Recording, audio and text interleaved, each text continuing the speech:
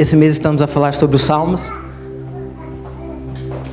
E eu tenho que falar alguma coisa sobre os Salmos, não é?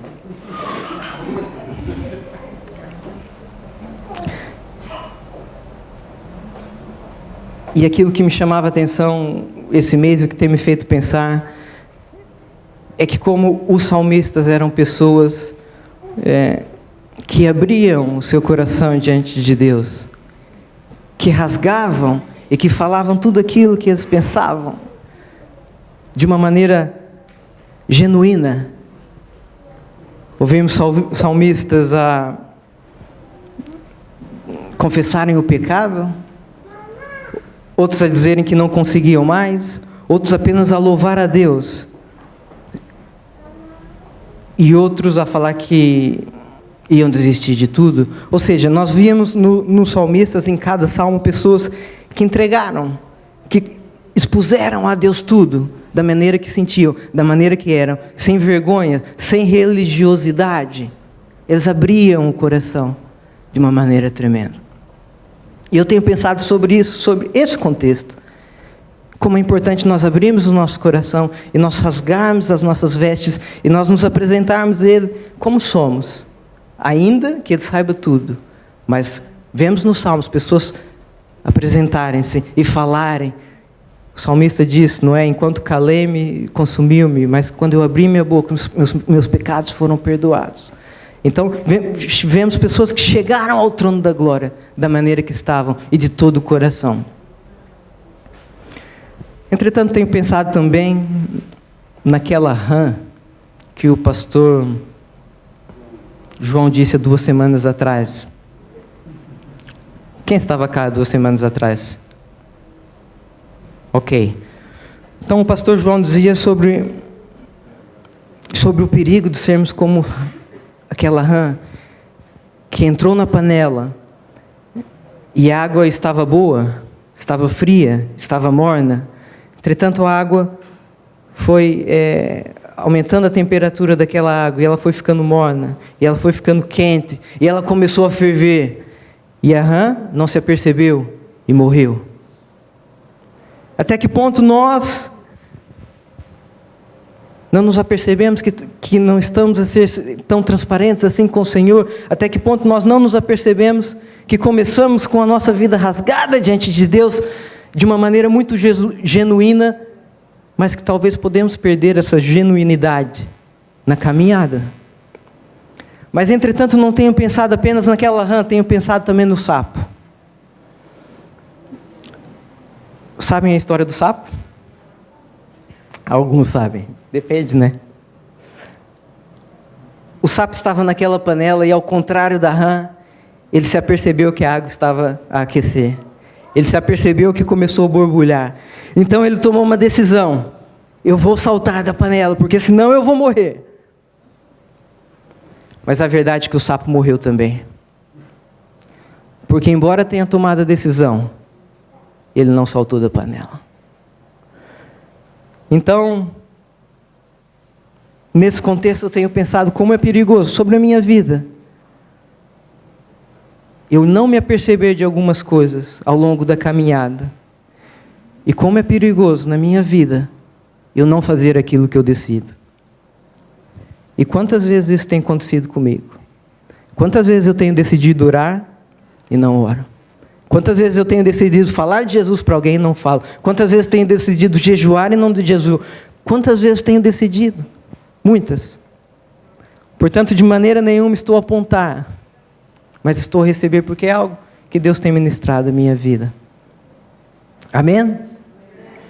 Agora, se estivéssemos diante desse sapo e dessa rã, o que nós dizíamos para o alertar desse perigo? Eu não sei o que vocês diziam, mas eu sei o que minha esposa diria.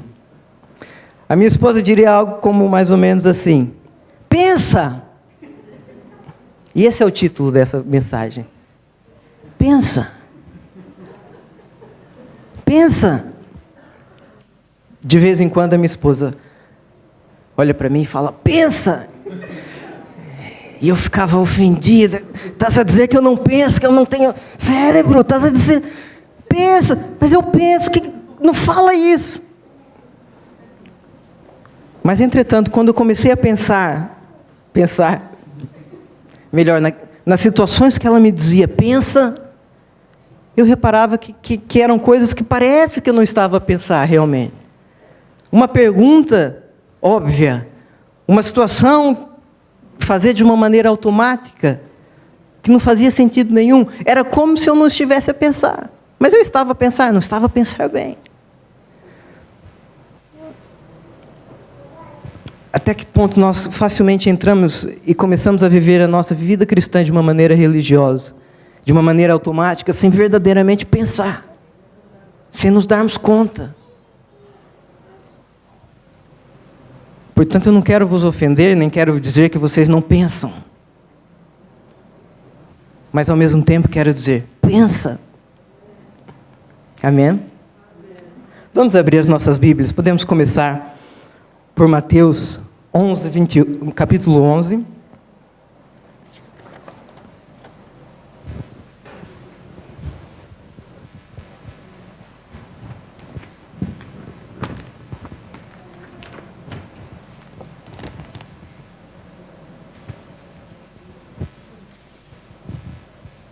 Amém? Vamos começar com Jesus.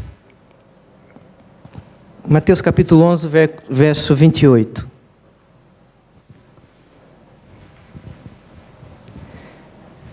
Diz assim: vinde a mim, todos os que estáis cansados e oprimidos, e eu vos aliviarei. Tomai sobre vós o meu jugo, e aprendei de mim, que sou manso e humilde de coração. E encontrareis descanso para as vossas almas, porque o meu jugo é suave, e o meu fardo é leve. Versículo a seguir, Lara, desculpa.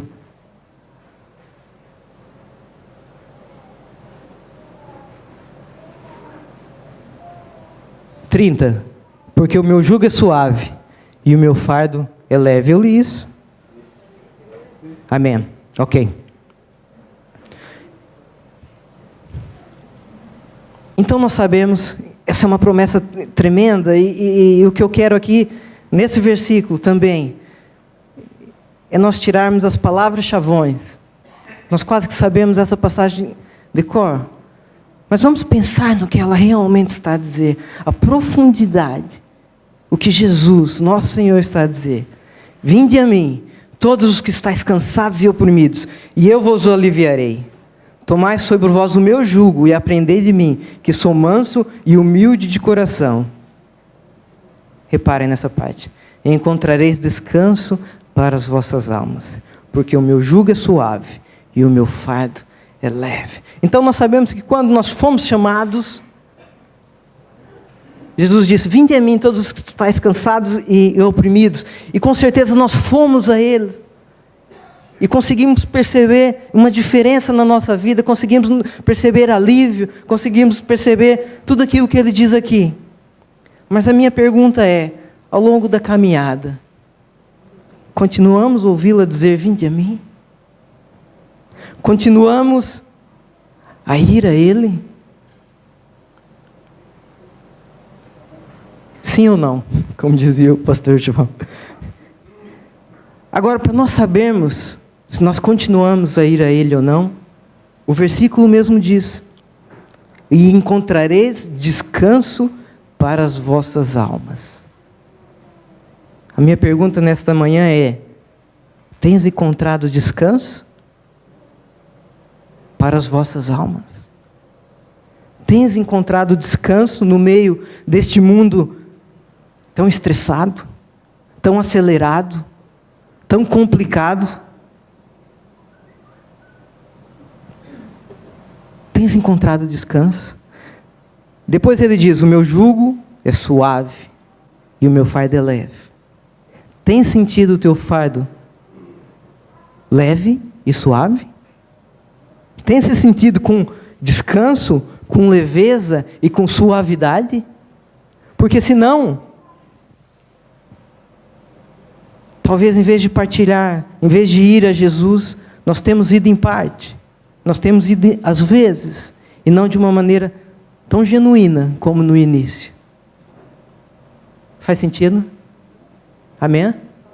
Noutra situação semelhante, Marcos, capítulo 10. É o outro vinde a mim de Jesus. Outra situação que Jesus disse, vinde a mim, ou deixai vir a mim. Jesus, porém, vindo isso, indignou-se e disse-lhes, deixai vir os meninos a mim, não os inspeçais, porque dos tais é o reino de Deus. Em verdade vos digo que qualquer que não receber o reino de Deus como um menino, de maneira nenhuma entrará nele. E tomando nos seus braços, impondo-lhes as mãos, os abençoou. Então nós percebemos que Jesus está a dizer que é preciso, quando nós vamos a Ele, é preciso irmos como crianças, como meninos.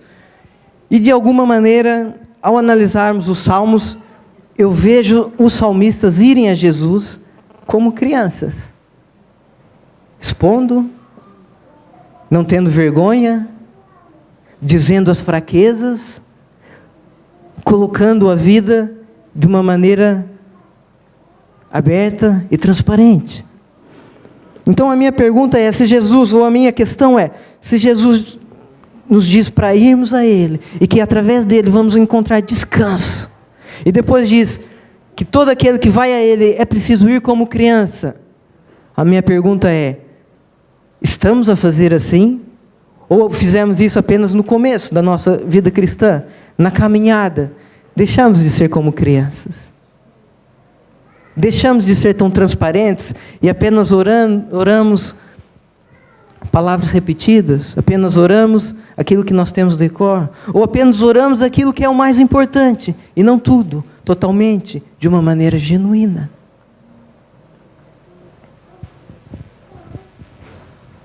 Vinde a mim, o Senhor falou. E a minha questão é, temos ido a Ele? Não vamos falar de Salmos, mas andamos lá perto, vamos abrir agora as nossas Bíblias em Crônicas. É importante todos abrirem aqui, por favor. 1 Crônicas, capítulo 4.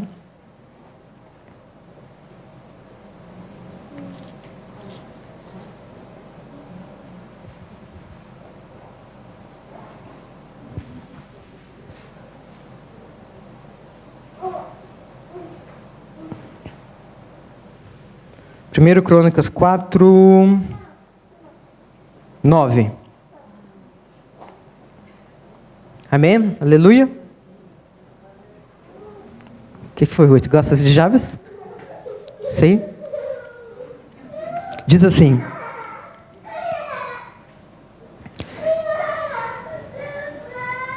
E foi Jabes mais ilustre que seus irmãos. E sua mãe deu-lhe o nome Jabes, dizendo, porque com dores a dei a luz. Porque Jabes invocou a Deus de Israel, dizendo, se me abençoares muitíssimo, e os meus termos ampliares, e a tua mão for comigo, e fizeres que do mal seja afligido, e Deus lhe concedeu o que lhe tinha dito. O nome Jabes, Ruth, significa, não sabe? O nome Jabes, antes do nome Jabes, o que eu acho interessante aqui na história dos Jabes, e a verdade é que existe até alguma polêmica, porque alguns dizem a oração de Jabes, e os outros falam, não, mas não podem dizer que é uma oração de Jabes, porque vocês estão a repetir. Aqui alguma polêmica teológica sobre a oração de Jabes, e nós vamos passar longe dessa polêmica. Mas o que é fato é que estamos aqui no capítulo 4 de 1 Crônicas, quando antes estão a falar de a genealogia, e depois continuam a falar de genealogia. Mas no meio, 2 versículos falam da vida de Jabes. Apenas 2 versículos. E nós acreditamos que a Bíblia é um livro inspirado por Deus, amém? Então nós não sabemos porque no meio da genealogia, não sei quem é filho de não sei quem, não sei quem é filho de não sei quem. E foi Jabes mais ilustre do que seus irmãos. Porque a sua mãe concebeu em dores e deu o seu nome Jabes. E Jabes orou ao Senhor, se me abençoares muitíssimo, E se meus termos ampliares, e se a tua mão for comigo, e se me afligires do mal, e Deus concedeu aquilo que lhe tinha pedido. E depois continua, e não sei quem, foi pai de não sei quem, não sei quem, foi pai de não sei quem, foi filho de não sei quem. Portanto, eu não sei por quê. Jabes está aqui no meio, mas o que eu sei é que está. E tem uma mensagem poderosa por trás disso. O nome Jabes significa aquele que traz dor. Como todos sabemos, no Antigo Testamento, os nomes influenciavam de uma maneira poderosa o nome da pessoa. E os nomes eram dados com um significado. E eu não sei o que se passou na cabeça da mãe de Jabes. A Bíblia apenas fala que Jabes foi mais ilustre que seus irmãos. Sua mãe lhe puseram o nome de Jabes, dizendo, porque com dores o dei à luz. Portanto, o que nós sabemos é que foi um parto muito complicado, provavelmente. Não sabemos se essas dores têm a ver dores físicas, ou se ela estava a passar por um momento complicado, estava em dores. Não sabemos. Mas nós sabemos é que a mãe de Jabes, em vez de contrariar aquilo que ela sentia, ela deu. Então, Jabes crescia, e quando Jabes crescia na escola, por exemplo, aquele que traz dor, presente. Jabes ia andando, aquele que traz dor, chega aqui. Aquele que traz dor, chuta a bola. Aquele que traz dor, quer vir para o meu grupo? Não. Não é? Então, essa era uma realidade na vida de Jabes. Isso era mesmo assim. Havia muito peso. Mas a Bíblia diz que Jabes foi mais ilustre do que os seus irmãos. Por quê? Por quê?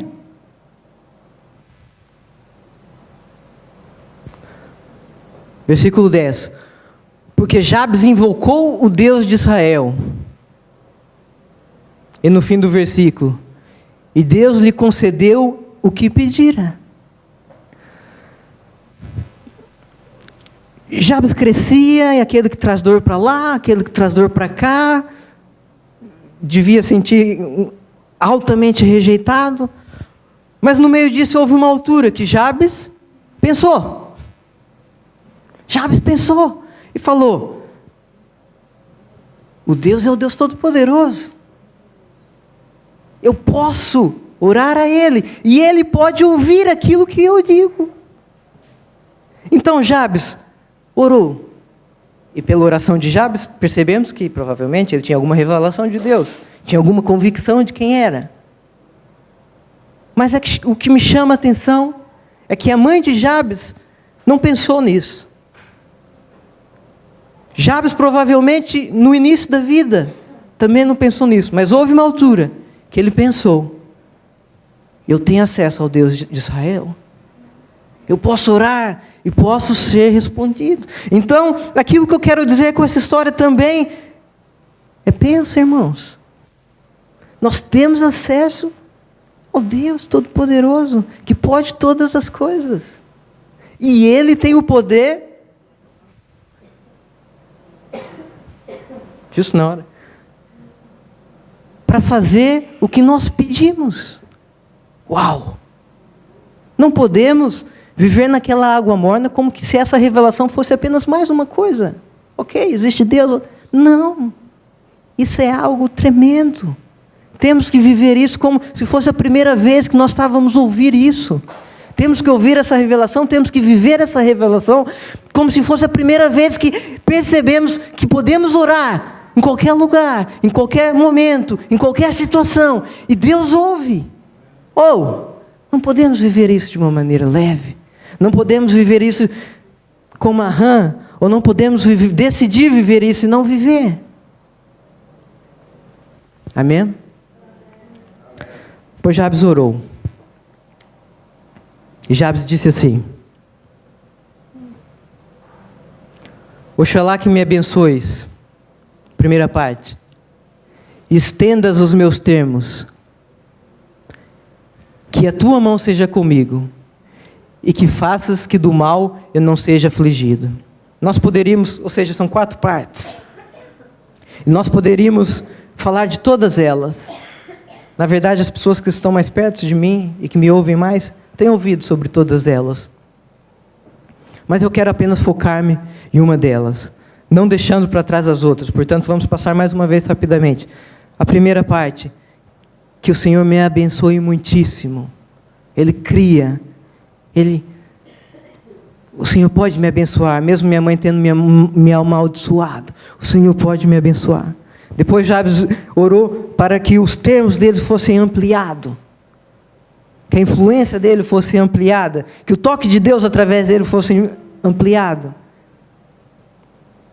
Depois Jabes percebeu que Deus estava o abençoar e que estava a ampliar os seus termos. Jabes precisou pedir: Deus, que a tua mão seja sobre mim.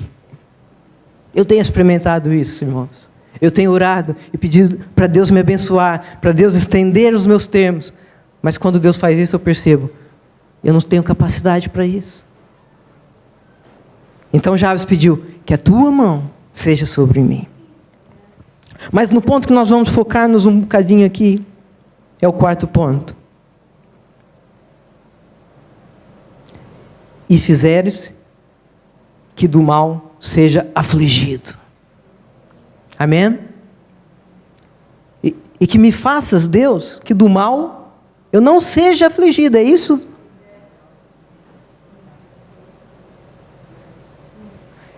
E que me faças que do mal eu não seja afligido. Em Mateus, na oração que o Senhor Jesus nos ensina, há uma parte muito parecida, que diz, qual é? Sabemos? Digam lá. Livra-nos do mal.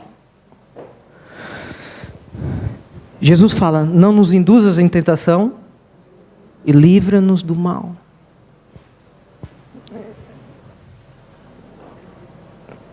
Isso dá para as duas partes. Dá para o mal que já chegou a nós, livra-nos desse mal, mas livra-nos que chega o mal a mim. Ok? Mas Jabes focou-se exatamente numa parte. Jabes não estava a dizer: ó Senhor, que quando o mal chegar a mim, o Senhor me livre. Ele estava a dizer que o mal não chegue a mim, que do mal eu não seja afligido. Ok? E o que eu gosto aqui? O que me desperta aqui? Jabes foi proativo. Sim ou não? Jabes estava abençoado. Os seus termos estavam maiores. Ele sentia a mão de Deus sobre ele. Ó Senhor, que do mal eu não seja afligido. Que o mal não me chegue. Que eu não tenha que travar batalhas até. Livra-me do mal. Que eu não seja afligido. Jabes foi proativo. Ao contrário de proativo, é uma pessoa reativa. Amém? Existem os proativos e os reativos. E o que eu quero falar também um pouco sobre hoje, nesse contexto todo, é a importância de sermos proativos. Porque nós estamos a viver num mundo de reativos. Estamos a viver num mundo de pessoas que reagem conforme a situação. E nós, como cristãos, também podemos ser cristãos reativos.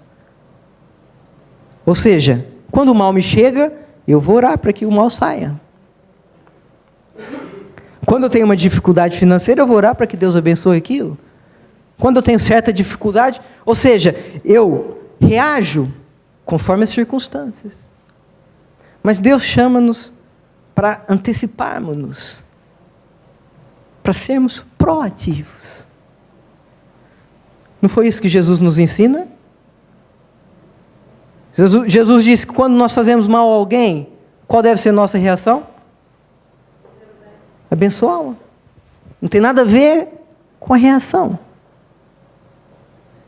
Jesus disse que quando nós não temos nada, devemos dar o nosso melhor. Ou seja, No reino de Deus não podemos ser reativos, devemos ser proativos. Existe amém? Estão todos comigo? Amém? Amém? Existe um senhor que escreveu sobre proatividade. Esse senhor esteve na guerra e a certa altura ele foi capturado e esteve muito tempo preso, como prisioneiro do inimigo, e apanhou muito. E ele escreve algo interessante sobre ser proativo. Espero não ter esquecido que eu não escrevi aqui. Já lembrei. Pensa. Entre o meu estímulo e a minha reação, existe a minha liberdade de escolha. Conseguem entender a profundidade disso? Entre o estímulo e a reação, existe a minha liberdade de escolha. Então, Jesus diz que nos libertará e verdadeiramente seremos livres. E não há nada mais libertador que nós não sermos crentes reativos, que apenas reagimos.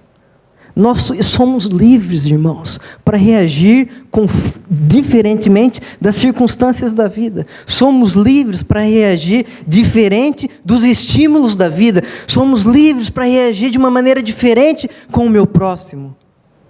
Eu não apenas reajo, eu ajo em amor, em graça, em favor. Então Jabes chegou aqui a uma altura em que ele pensou, eu posso ser proativo. Eu não vou apenas me conformar, eu não vou apenas reagir com a história da minha família, com aquilo que a minha mãe fez. Ele pensou e começou a antecipar-se. E como é importante nós, como crentes, anteciparmos. Não apenas orar quando precisamos, não apenas fazer o bem quando precisamos, não apenas buscar o Senhor quando sentimos, não apenas vir à igreja quando sentimos, não apenas falar de Jesus quando nos sentimos arrepiados. A palavra fala que devemos falar de Jesus dentro e fora do tempo. Então seja proativo. Entre a reação e o que mesmo? Entre o estímulo e a reação, existe a minha liberdade de escolha. E em Cristo somos livres. A Mildred não está cá hoje? Não. Ela colocou uma frase esses dias no Facebook de alguém que pensou. Vamos ver esta frase, por favor, Lara. Duas frases aqui profundas, hein? A primeira que eu acabei de dizer e essa. Eu posso fazer mais que orar, depois de ter orado.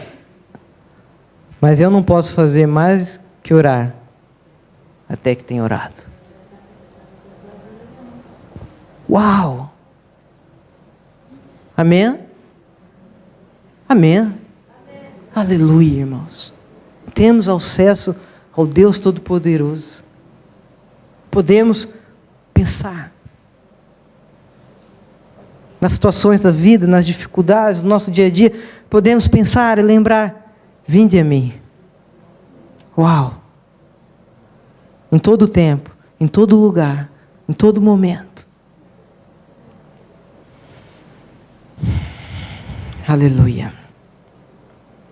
Para terminar, vamos abrir as nossas Bíblias em Filipenses, capítulo 4.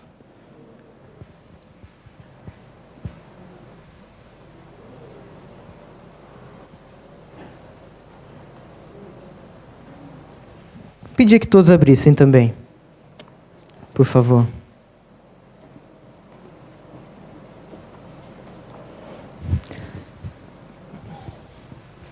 É uma palavra conhecida, mas vamos ler como se fosse a primeira vez. Desafios nesse momento. A ler como se fosse a primeira vez, amém? Como se fosse a primeira vez. Olha para o irmão que está ao teu lado. E fala, pensa. Amém. Pensa. E vamos ler isso como se fosse a primeira vez. Diz assim: regozijai-vos sempre no Senhor. Outra vez digo, regozijai-vos.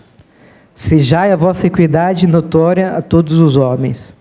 Perto está o Senhor. Então nós lemos essa palavra com muitas vezes, regozijai-vos, mais uma vez vos digo, regozijai-vos. Mas vamos ler aqui o contexto. Regozijai-vos. Regozijai-vos. No fim, perto está o Senhor. Irmãos, pensem. Pensa. O que pode nos deixar mais alegre de termos acesso ao Deus Todo-Poderoso? O que pode deixar mais alegre em sabermos que o Senhor está perto? Regozijai-nos e regozijamos. Regozijamos por quê? Porque perto está o Senhor. O que é mais profundo?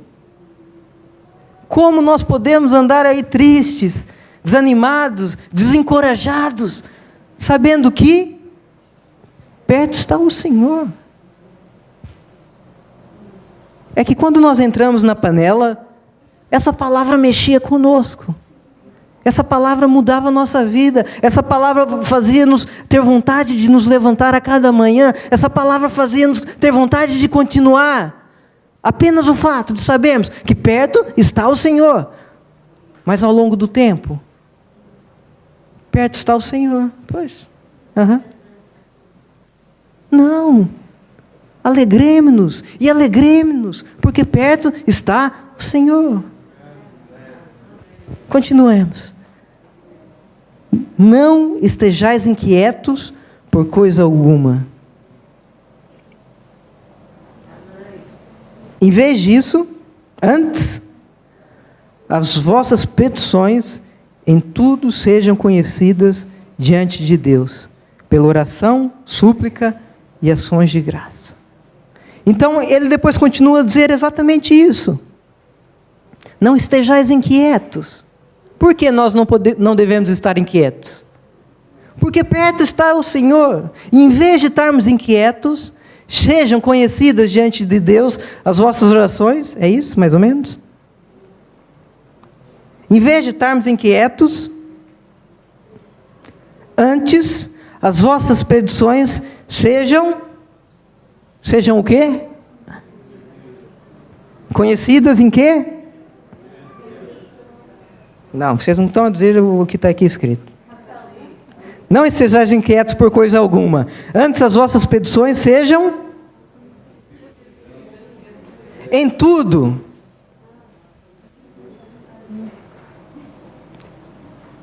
É que é isso que nos acontece às vezes.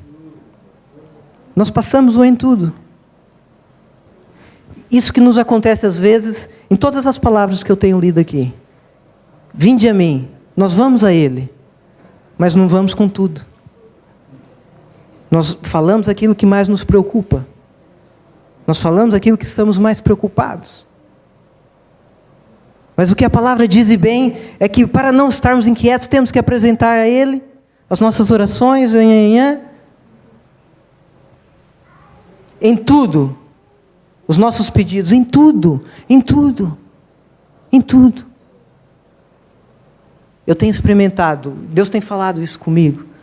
E eu reconheço que eu ia a Ele em algumas coisas, não em tudo. Mas eu comecei a orar tudo. Cada vez que eu ia a Ele, tudo. Aquela preocupação de amanhã lá do trabalho, coloco isso diante de Ti. Em tudo. E comecei a experimentar aquilo que diz aqui. Próximo versículo. E a paz de Deus, que excede todo entendimento, guardará os vossos corações e os vossos pensamentos em Cristo Jesus. E a paz de Deus, que excede todo entendimento. Comecei essa palavra a perguntar se estamos a encontrar descanso para as nossas almas. E termino essa palavra a dizer que se nós alegrarmos nele, porque ele está perto, termos essa revelação, se em vez de estarmos inquietos, fomos a Jesus e entregarmos tudo, vamos experimentar aquilo que Jesus disse: descanso para as nossas almas, paz de Deus, que excede todo entendimento. Não estamos a falar da paz do homem, não estamos a falar que tudo vai nos correr da maravilha, não estamos a falar... Mas o que eu estou a dizer é que independente da situação, independente da circunstância, independente de onde está, tu saberás que o Senhor está perto, que tu tens acesso a Ele, e que a paz de Deus, que excede todo entendimento, guardará os nossos corações. Irmãos, pensa, não há nada melhor que isso. Mesmo, não é mais aquelas palavras religiosas, não há nada melhor. Pensa, não há nada melhor que isso. Os ricos procuram isso, os milionários procuram isso, toda a gente procura isso. A paz de Deus, que excede todo entendimento. Amém? Se não fixarem nada, fixem apenas uma coisa. Pensa. Quero que lembrem-se disso durante o dia, quando acordam, quando vão reclamar, quando não estamos valorizar essa revelação tão tremenda. Pensa. Que possamos pensar e agradar o nosso Deus. Amém?